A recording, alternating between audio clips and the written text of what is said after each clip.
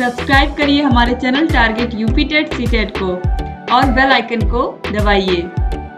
Hello friends, मैं रेनू स्वागत करती हूँ आप सभी भावी अध्यापक एवं अध्यापिकाओं का आपके अपने channel target UP TET CTET में। दोस्तों, आप लोगों को मैंने कल ही न्यूज में ये बता दिया था कि 17,000 नई शिक्षक भर्ती आ रही है। ये आप लोगों को पता है कि 68,500 और 69,000 वैकेंसी में जो रिक्त बची हुई सीटें हैं उन्हीं पर ये 17,000 वैकेंसी निकाली जा रही है। इस वीडियो में आपको ये बताने वाली हूँ कि ये 17,000 वैकेंसी सही है या 97,000 या फिर 51,000। आखिर में सरकार को कितनी वैकेंसी देनी चाहिए थी और सरकार ने केवल 17,000 वैकेंसी ही क्यों दी, इसी के विषय में आज इस वीडियो में मैं चर्चा करूंगी। और आप लोगों के लिए भी जानना बहुत जरूरी है। अगर आप लोग अपने हक के लिए नहीं लड़ोगे तो कोई और नहीं आएगा आपके हक के लिए लड़ने, क्योंकि आप लोगों में इतनी बड़ी संख्या में आप सभी लोगों को पता है 17 बैच, 18 बैच, 19 बैच, बहुत संख्या में बीटीसी डीएलएड किए हुए प्रशिक्षु हैं और अभी भी प्रशिक्षण ले रहे हैं बहुत सारे प्रशिक्षु। 21 बैच, बहुत सारे बच्चे हैं। इसके अलावा बीएड किए हुए भी बहुत सारे ऐसे बच्चे हैं जिन्होंने बीएड अपना कंप्लीट कर लिया है। तो चाहे बीएड वाले हों या फिर डीएलएड वाले बच्चे हों, इसके अलावा शिक्षा मित्र भी इस वैकेंसी में शामिल होंगे। तो आप सोच सकते हो इतनी अधिक संख्या में अगर 21 लाख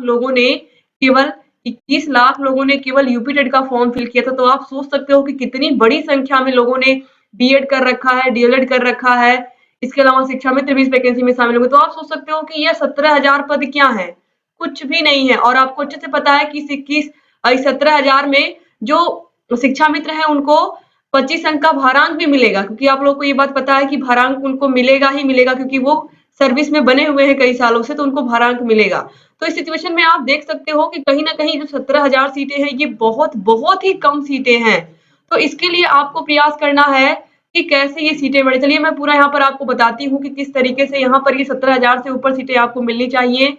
यहाँ पर वही सारी चीजें लिखी हुई हैं। और ये जो 6,000 का मामला है, यह केवल और केवल ओबीसी कैटेगरी के बच्चे और एससी एसटी के लिए सरकार ने 69,000 में जो आरक्षण में विसंगतियां रह गई थी रिजर्वेशन में, उसको लेकर के यहाँ पर ये 6,000 पदों पर भर्ती की बात की है। तो इसमें कोई भी एग्जाम नहीं, कुछ भी नहीं है, इसमें सीधे कट ऑफ जारी होगा। तो इससे आप लोगों का कोई लेना देना नहीं है। दोस्तों, आप लोग के लिए क्या जरूरी है, जो आप लोग के लिए जरूरी है आप उसको पहले समझिए।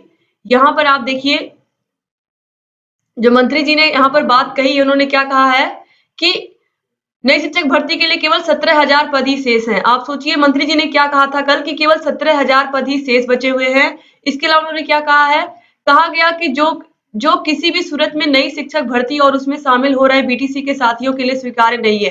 दोस्तों, यहाँ पर आप देखिए, जो मंत्री जी ने कहा है कि सिर्फ 17,000 पद रिक्त है, तो उनको हमें याद दिलाना पड़ेगा कि इन्होंने सुप्रीम कोर्ट में क्या कहा था। आप देखिए यहाँ पर ध्यान से, तो मंत्री जी ने क्या कहा है कल, केवल 17,000 पद ही शेष है।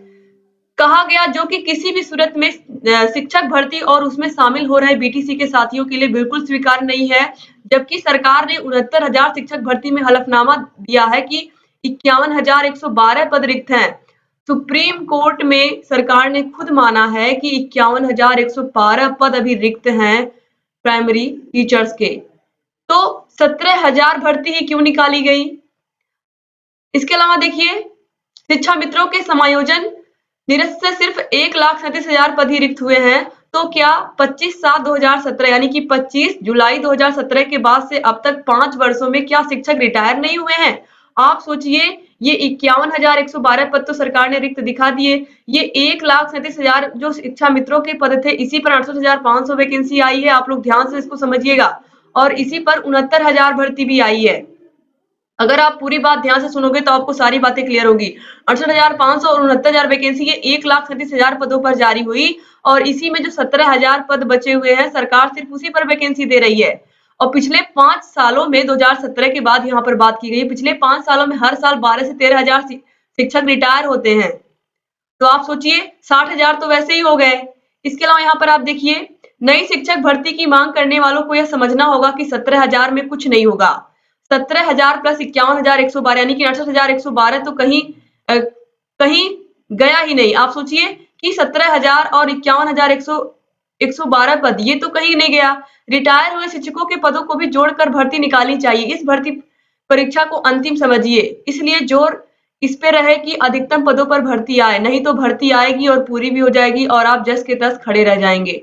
तो ये बहुत जरूरी है आप लोगों के लिए समझना कि इतनी भर्ती से कुछ भी नहीं होना है। इसलिए कम से कम आप लोगों को 97,000 भर्ती की मांग करनी चाहिए। जब 97,000 की मांग आप करोगे तब कहीं जाकर के सरकार 70,000 के आसपास मानेगी।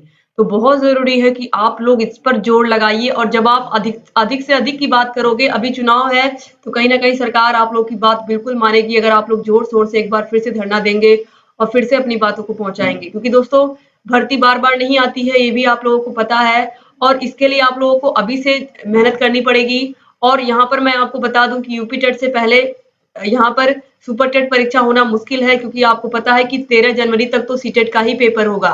13 जनवरी तक सीटेट का पेपर होगा, उसके बाद 23 जनवरी को आपको पता है यूपी टेट का पेपर है, तो 23 जनवरी के बाद ही उसका शेड्यूल आएगा।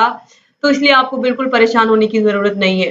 दोस्तों यहाँ पर आप देखिए सरकार 17,000 केवल रिक्त पदों पर ही भर्ती सरकार ने केवल निकाली है, जो कि बहुत गलत है, क्योंकि इतनी अधिक संख्या में बीएड पास किए हुए, बीटीसी या डीएलएड पास किए हुए अभ्यर्थी हैं, तो कहीं ना कहीं ये केवल और केवल तरीके से हम कह सकते हैं कि ये ऊंट के मुंह में जीरे की तरह है। दोस्तों यहाँ पर देखिए अगर आप लोग भर्ती की मांग करना चाह रहे हैं तो अधिक पदों की मांग करिए, ताकि आप सभी लोग उसमें शामिल हो पाए और सभी लोग अपनी एक सीट पक्की कर पाए। दोस्तों इस तरीके से यहाँ पर जो मुझे मेन चीज बताना था वो यही था कि आप लोग अधिक से अधिक पदों की मांग करिए।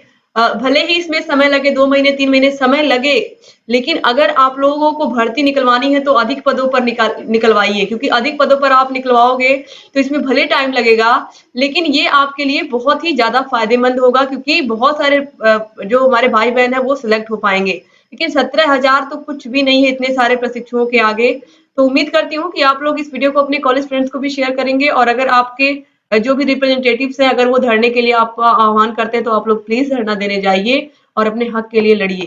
दोस्तों उम्मीद करती हूँ ये वीडियो आप अधिक से अधिक शेयर करेंगे, और अगर अभी तक आपने वीडियो को लाइक नहीं किया तो प्लीज लाइक कर दीजिए, और अगर चैनल को सब्सक्राइब नहीं किया तो प्लीज सब्सक्राइब कर दीजिए, क्योंकि समय समय पर आपको सारी की सारी न्यूज भी हम देते हैं और लगातार आपके यूपी टेट और सीटेट की तैयारी भी हम करा रहे हैं। तो आप चैनल से बने रहिए और सारे वीडियोस को ऐसे देखते रहिए। वीडियो को लाइक नहीं किया तो प्लीज लाइक कर दीजिए और अपने अच्छे से प्यारे प्यारे कमेंट्स करना मत भूलिएगा। तो दोस्तों उम्मीद करती हूँ कि आप लोग इस वीडियो को शेयर भी करेंगे और हमारे चैनल से बने रहेंगे। डिस्क्रिप्शन बॉक्स कमेंट बॉक्स में आपको सारे के सारे विषयों की वीडियोस की लिंक मिल जाएगी, और आप लोगों को जो भी समस्या है आप कमेंट बॉक्स में कमेंट करके हमें बता सकते हैं। आप अगर वो समस्या वाकई में बड़ी होगी तो उस पर हम न्यूज भी बनाएंगे, तो प्लीज आप लोग कमेंट करना मत भूलिएगा।